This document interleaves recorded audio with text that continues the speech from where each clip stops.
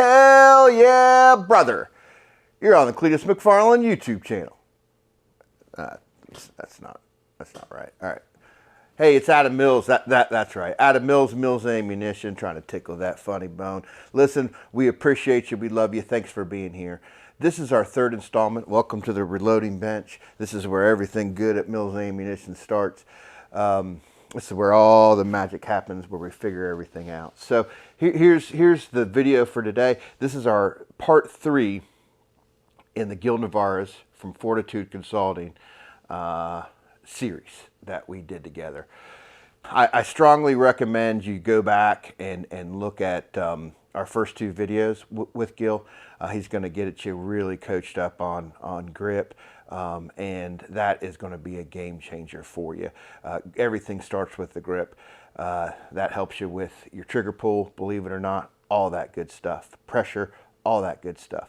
So here's the thing is, we're talking Mills Ammunition. We make high quality, very accurate pistol ammunition. Well, why is that important? Here's the thing is, terminal ballistics is the study of the bullet, what it does to the target, and what the target does to the bullet. That is everything in firearms, and specifically pistol that we're talking about today. Here's the thing is, a pistol is a giant secondary, maybe third, ballistically to a rifle or close contact with a shotgun. So with a pistol, when we're talking about terminal ballistics, shot placement, I don't care if you're carrying a 45 or a 380. Those are the most common, that window is the most common caliber choices, right, that people are carrying. That includes 357 on the revolver side, 38, 40, 9mm. You got to hit the target where you need to hit the target. That is the study of terminal ballistics. So shot placement and P for plenty, being able to put plenty of rounds at your target is the key to surviving a conflict from a self-defense perspective. I strongly recommend that you get competent, that you get better, and that you find an ammunition that is going to be very accurate for you, because those misses, when you go to the range, you want it to be your fault, not the ammunition's fault. So let's join Gil. He's going to tell us why these previous 2 videos work. Why is grip pressure important, and what does that do to your shooting competency and the ability to put rounds where you want them. God bless you. Appreciate you. Man, thanks, Gil. Here we go. So let me show you one more thing real quick. This will be really, really quick and easy. We can do it right here, actually.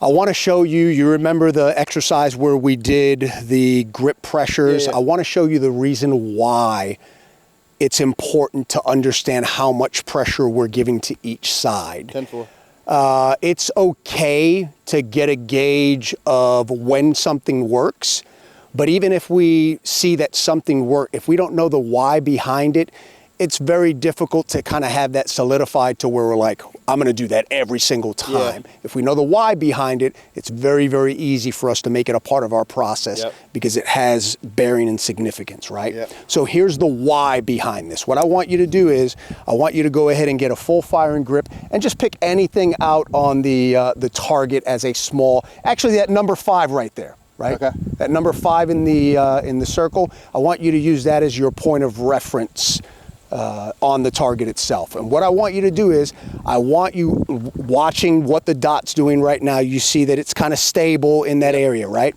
I want you to loosen up all of the pressure, loosey-goosey on the support hand side, almost to where the support hand is just kind of hanging out there. It's not really doing anything, it's just on the gun.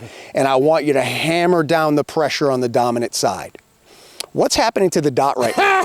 It's going all over the place, right? Completely unstabilized. Now I want you to go ahead and loosen up the pressure on the dominant side, and I want you to lock down the pressure on the support hand side.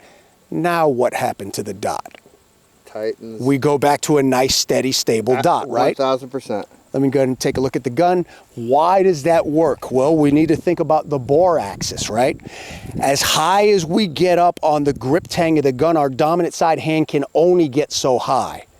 Our support side hand, on the other hand, can get a lot higher. And when I say a lot higher, this is literally a game of millimeters that we're talking about here, right? So it can get higher on the bore axis. We're going to go ahead and show how this works in a very extreme way. If I were to take my hand, come all the way down to the bottom of the grip, and I create as much tension as I can in my dominant side hand, what happens to the gun? It starts shaking all over the place. But if I take my support side hand and I hammer down that same amount of pressure, now what happens to the gun? It stabilizes.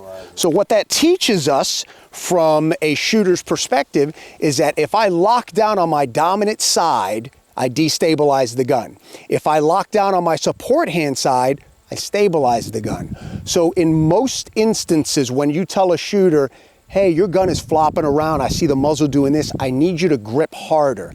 How do you think they're going to do that? With both hands. Right? So it's not necessarily about gripping harder, it's about gripping smarter. Understanding where those pressures need to be and why they need to be there is going to lead to a lot more success than us just trying to make it happen, right? We've got to understand how that's actually going to affect the performance of the gun and be very, very specific with the amount of pressure and where those pressures need to be. Yeah. Dude, I love it, Gil. Thank you, brother. You got it, my friend. I think we had a good day, dude. Oh, dude, the conversation was amazing. I learned a lot. I will say this, I never really understood or took into account the correlation between how you come out here and do your ballistic data, how detailed it gets, and how certain things have very, very significant meaning to you from the standpoint of evaluating and testing the ballistics. And I'm sitting here and I'm watching you do your thing, and literally exactly what you're doing ballistically, dude, that's what I do on the range with shooters. We shoot drills, we go ahead and extrapolate what we need from the data of their splits, their draw to first shot, their transitions, their reloads, and we figure out, hey, what is it that we need to do in order to get you to your optimal level of performance? Well, let's look at this amount of data here, this little bit of data here. This is telling us that your low-hanging fruit is your transitions. Okay, we're gonna keep our draw to first shot. We're gonna keep your splits where they are. Let's go ahead and work specifically just on transitions. It's wild how those two things correlate, how what you do out here with the ammunition from a ballistic standpoint and getting it as dialed in as possible is eerily similar to what I do with shooters out on the range. I thought that aspect of it was really cool. Yeah, I mean, it's one of those things where it's little, that's why it's testing, testing. And it's not shooting. The thing that I always tell folks is like that Hornady podcast, I got it right. Statistically, I got it. But it just, when those guys were talking about 600 strings, 600 round strings, and they're obviously who they are, and I am who I am. So I can't do that kind of stuff. But that relevance, right? Because I would go home on a 6 5-round strings and just be like, dude, I shot a damn 1-inch group. That's what my stuff does. Nah, dude, your stuff did that one time, brother. Right. So those constant kind of tweaks, dude, is what's gotten me to where we are right now, 4 years down the road. And I know we're going to get better, right? We have to.